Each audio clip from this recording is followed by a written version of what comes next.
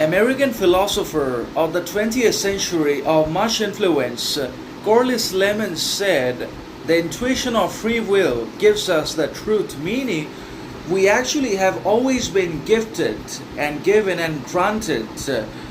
with the freedom of will and also the freedom of choice, decision, and action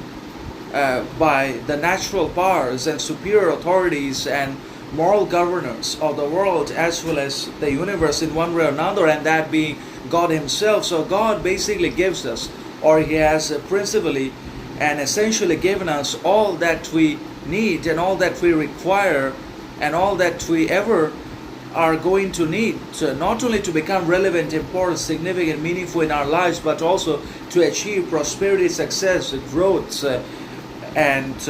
a constant learning, morality, maturity, and the other qualities of sovereignty, individuality in our individual lives. We basically have almost everything that we need, not only in the form of a perfect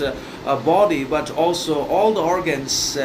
and other kinds of components that are biological, that function with absolute synchrony and harmony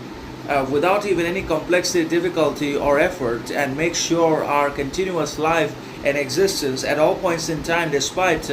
external complications, societal conditioning, and corruption and barriers, or even the face of our own internal tragedies, traumas, personal setbacks, or relationship failures, we are still able to move forward. We are still able to thrive in the midst of both internal and external chaos, conflicts, complications, difficulties, and challenges, because we have we basically are in possession of the freedom of will, choice, action, and decision that are all natural and intrinsic and effortless. So that's how it works.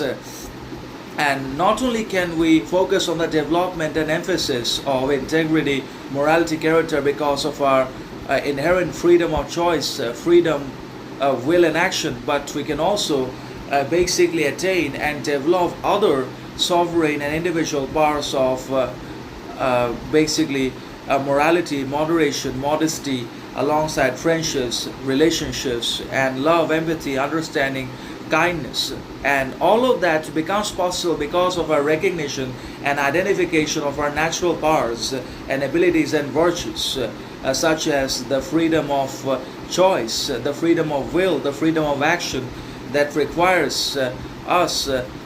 to be constantly intuitive and intellectual. Only then can we realize that we have these freedoms, and then we can also reach the truth and integrate it